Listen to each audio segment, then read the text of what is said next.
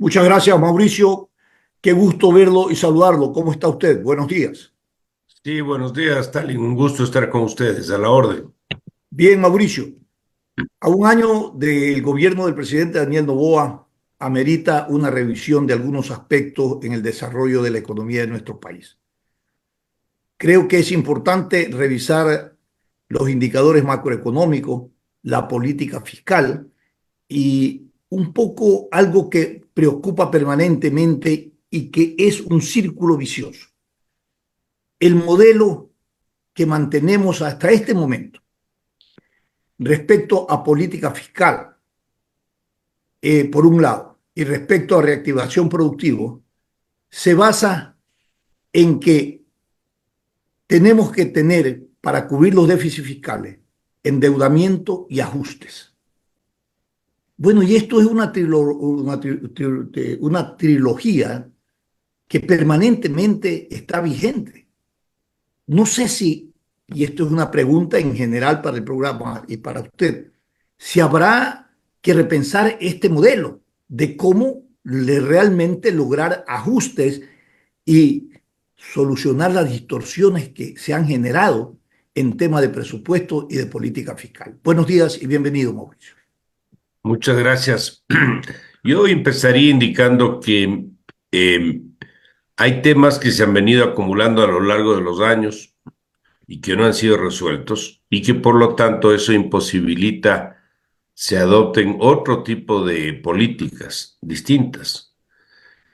Al año 2000, al año 97, eh, 2007, perdón, teníamos un sector público que representaba en promedio, hablo del periodo 2000-2006, ya dolarizados, Ujú. el 21% del PIB. Es lo que el país gastaba en el mantenimiento de todo el aparato público, no solo del gobierno central, sino de todo el aparato público. Ahí está las entidades públicas, está los gobiernos seccionales, etcétera. Esto en el 2007 empezó a crecer de manera acelerada, llegando a representar el 2014 el 44%, es decir, pasó Sí. del 21 al 44, más que se duplicó. Ese proceso ha venido, yo diría, todavía levemente reduciéndose, en el sentido de que ahora estamos hablando de que el peso del gasto agregado, gasto público agregado, frente al PIB es más o menos del 38%. Pero si comparamos con el periodo que le menciono, sigue siendo un incremento muy significativo. Yo quiero hacerle una pregunta. ¿Hay un ordenamiento, hay una disposición constitucional donde se establezca un techo de endeudamiento respecto al Producto Interno Bruto? Sí existe en la ley del Código de las Finanzas Públicas que se llama, existe un atado entre el déficit y el endeudamiento. Ya. Cuando tengamos nosotros una realidad del 40% de deuda frente al PIB, estaremos cumpliendo esto, pero esto no se va a poder alcanzar hasta que se cumplan una serie de requisitos previos. Ujú. Pero de todas maneras, lo que creo yo que es importante que tengamos presente es que ese proceso de crecimiento del gasto a lo largo de los años es una de las causales sobre las cuales tenemos déficit fiscales y por otro lado Endeudamiento. dependencia del endeudamiento público. Y O ajuste. El problema ponerlo, son, el claro, problema, entonces, Mauricio, son los entonces ajustes que tiene que pagar el pueblo, la gente.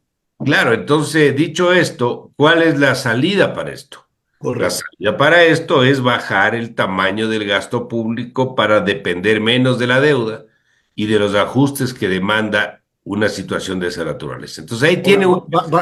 bajar el gasto público va en la línea de la reducción del tamaño del Estado. Exactamente, Esa es pero una decisión que tiene una gran carga política y así que los es. gobernantes no la toman porque va a afectar su capital político. Esto es uno de los problemas, pero no por ello deja de ser Necesario. absolutamente necesario porque algún rato esto va a llegar en un embudo que no se va a poder atender. Aquí no se trata solo de entrar y botar gente a la calle, no estoy hablando de eso.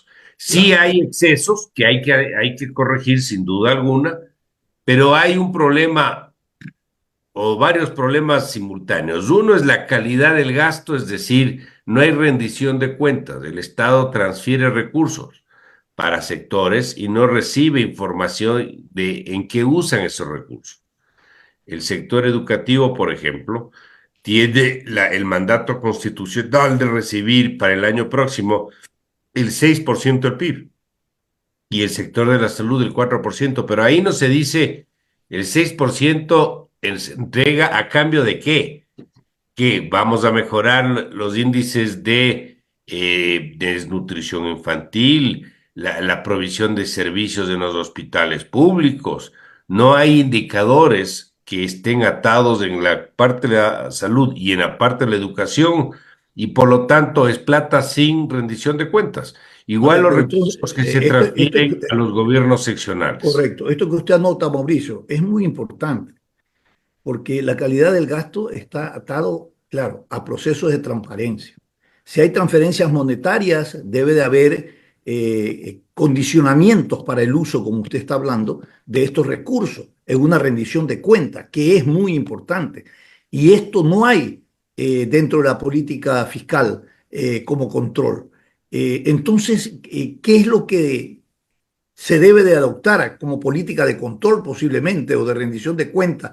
A pesar de que está establecida la rendición de cuentas, esto no deja de ser una especie de sainete antidemocrático, porque cuando hay rendición de cuentas institucionales no es otra cosa que una apología de lo que se hace o se está haciendo en esa institución o en ese gobierno seccional. Entonces, pero estas distorsiones hay que corregirlas. Pero esta distorsión de la transparencia, de la calidad del gasto, ¿cómo se la debe corregir? ¿Hay posibilidades realmente de frenar este desangre que hay a nivel de la política fiscal, a nivel del Estado? Esto pasa por algunas acciones. Eh, en el papel sí está escrito la necesidad de reportar en qué gastan, Ya. pero como muchas otras cosas está en el papel. En la práctica eso no se produce.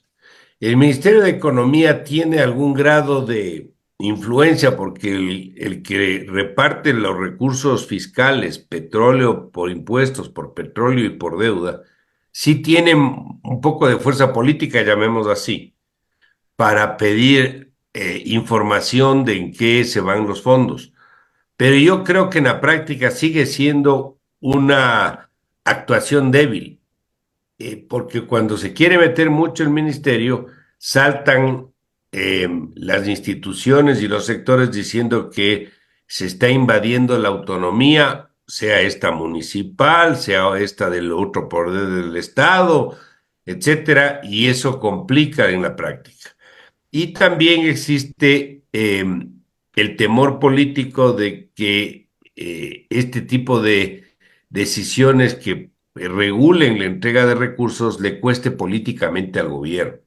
Correcto. Entonces ahí tenemos varios problemas que pueden corregirse con un poco más de, yo diría, liderazgo y de acción, de desprendimiento de los objetivos o las metas políticas que complican el quehacer económico y probablemente de alguna normativa adicional, no porque falten leyes, porque eso sobra, sino que esté dirigida específicamente a este tema. Entonces, por lo pronto, usted hizo una pregunta sobre el asunto de este modelo perverso.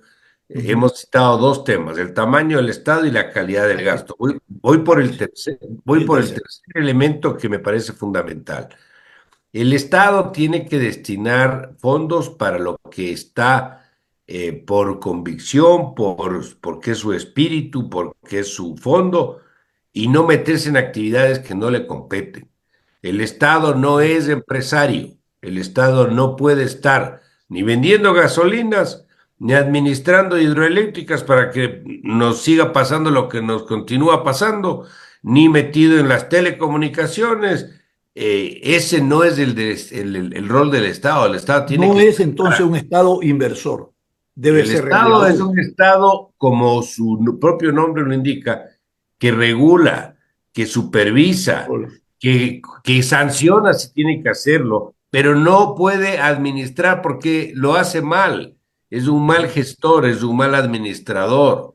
Así como el sector privado no puede tener policía propia o fuerzas armadas propias del sector público, en este caso el Estado no puede meterse en actividades que a lo largo de los años han mostrado que es ineficiente y no da los resultados. Dicho esto, ese es otro elemento que sin una definición clara del rol del Estado hace que se desperdicien fondos y por lo tanto no nos concentremos en lo que nos debemos concentrar y sigamos con ese modelo perverso que usted citó al inicio de esta conversación. Entonces ahí tiene al menos tres Es elementos. Muy factores bueno. que deben irse corrigiendo para no volver a caer exactamente en lo mismo todos los gobiernos y todos los años. A ver, hablemos, Mauricio, de déficit fiscal, de reserva monetaria. Hablemos de riesgo país y hablemos de seguridad jurídica. Estos son indicadores de cómo está la salud económica del país.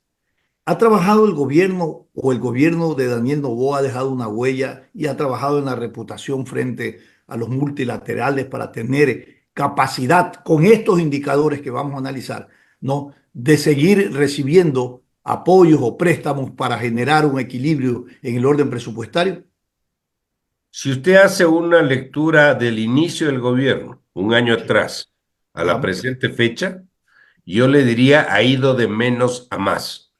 ya. Cuando se inició el gobierno, eh, inclusive hicieron una presencia, una visita, el presidente y su equipo y de inicio de gestión a los multilaterales, a los bancos de inversión, Washington y Nueva York, y su presencia no fue bien recibida en el sentido de que se percibía que no tenían claro qué hacer, Ujú. no sabían cómo corregir el problema, no tenían tampoco claridad en la profundidad de la situación, y eso no dejó una buena imagen, pongámoslo así.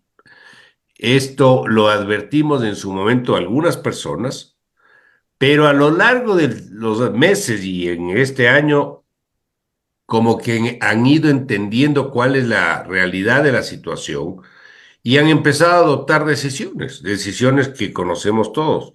El tema del IVA, que no es de agrado para muchos, pero lo adoptó. El tema de las gasolinas, aunque el diésel, que es el más grueso, no lo topó, pero algo se avanzó en el tema de los subsidios de las gasolinas y terminó finalmente con un acuerdo internacional. Estamos Ya, con un acuerdo eso es en la toma de multilateral. decisiones, pero luego la gente se pregunta cómo ha contribuido esta toma de decisiones, estos aspectos que usted analiza, Mauricio, a una reactivación económica o a un Ya, estancamiento. ¿Qué, entonces qué es lo que está pasando? a eso quiero llegar. Ya, Entonces, perfecto. eso permitió que tengamos una recuperación de reservas internacionales. Sin duda que hay una recuperación. Tal vez este es el indicador más relevante. Hemos pasado de 4.500 a 8.600 millones de dólares. O 8.600. sea, sí hay un aumento, una recuperación. Hay otros que no se han movido. El riesgo país sigue parqueado. Esto no ha mejorado. Hay ciertas variaciones, pero no son significativas ni mayores. El déficit fiscal se ha reducido, pero sigue siendo alto. Este año probablemente cerremos cerca de los 4.000 millones y los atrasos del Estado con contratistas en general sube de los 2.000 millones todavía. Es decir, sí hay un problema ahí. Estamos mejor, sí, pero lo que no quiere decir que estemos bien. Esto en el ámbito macroeconómico. Ahora bien, lamentablemente esto no ha estado acompañado con una recuperación de la economía.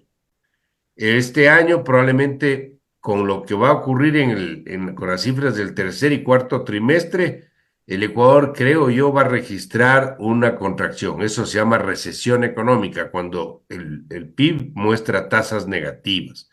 ¿Y esto qué significa en términos prácticos? Que no va a haber opciones de recuperar el empleo. El empleo Claro. seguirá siendo un gran problema con todo lo que esto conlleva.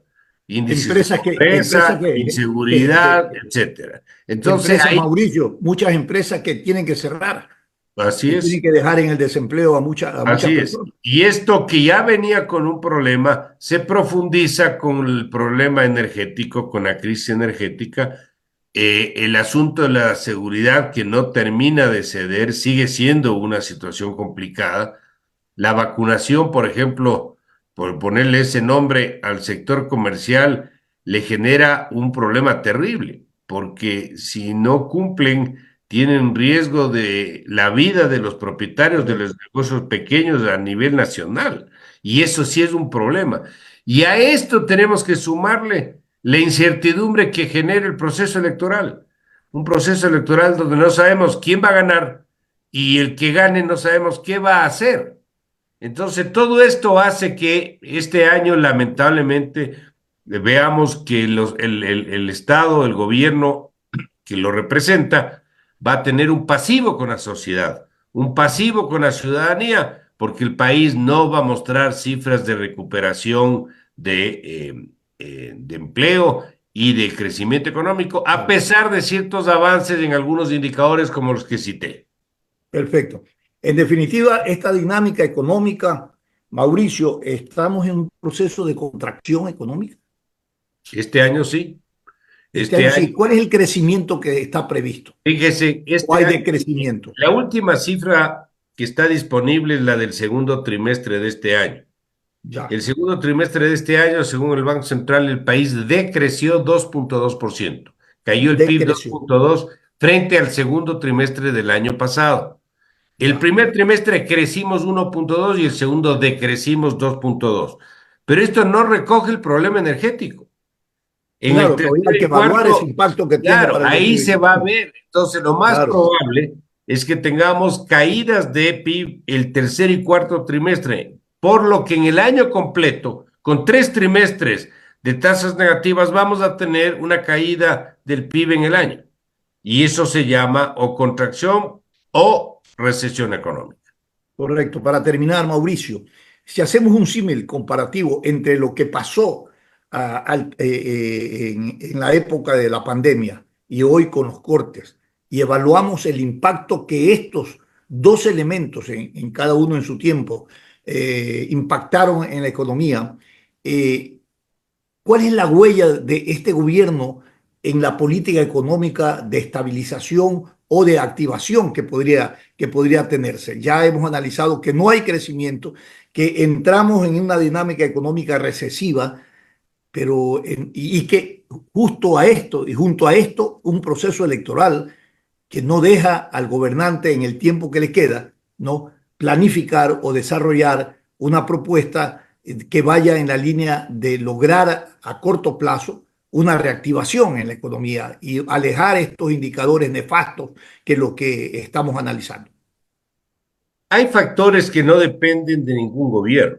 La crisis de salud del año 20 del COVID no dependió de nadie. Eso es una situación que se presentó a nivel mundial y ahí no hay cómo echarle la culpa al gobierno. Eso es un No, tema que vino de afuera. El que llueva o no bueno, llueva, ahora le pueden echar la culpa al cambio climático, ¿no? claro, ahora le podemos decir que la lluvia no depende tampoco del gobierno, lo cual es verdad. Pero sí es verdad también que no prepararnos Eso es sabiendo que se viene un problema de estiaje, sí es culpa de los gobiernos. lógico. Entonces, eso sí es responsabilidad. Y ahí, obviamente, si no hay inversión, esto no va a funcionar. Podemos pasar el momento que nos prestaron los colombianos de energía eléctrica, que se hicieron estos cortes que permitió sortear la situación. Pero si no hacemos lo que necesitamos hacer, y yo le diría inclusive algo, las inversiones privadas y los incentivos para que el sector privado pueda ayudar a suplir el problema, estaremos el próximo año hablando de lo mismo.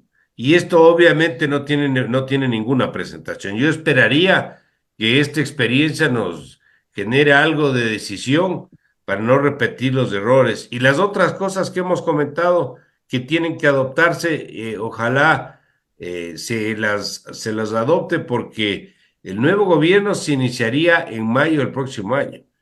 No sabemos quién va a ser y qué va a hacer.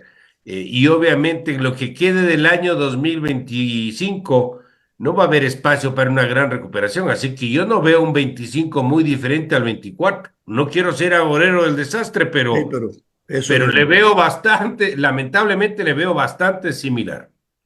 Sí. Es verdad, Mauricio, realmente en perspectiva la percepción que se tiene es que no hemos avanzado en el tema de la lucha frontal contra la delincuencia que ha inmovilizado a los ciudadanos y los ha sometido al miedo. Y junto a esto, pues todos estos indicadores que hemos analizado de la economía, de una economía en recesión, nos avisora que en el 2025, con los compromisos que hay de pago de deuda externa, de servicios del Estado a sus proveedores, pues la situación no va a cambiar a nivel de política fiscal. Y es probable que se esté pensando en más ajustes. Ya por ahí veo leyes que están planteándose a nivel de la Asamblea, donde se propone, por ejemplo, crear nuevos impuestos o generar nuevos ajustes. En todo caso, Mauricio, queremos agradecerle pues su análisis, siempre desde la experiencia, de su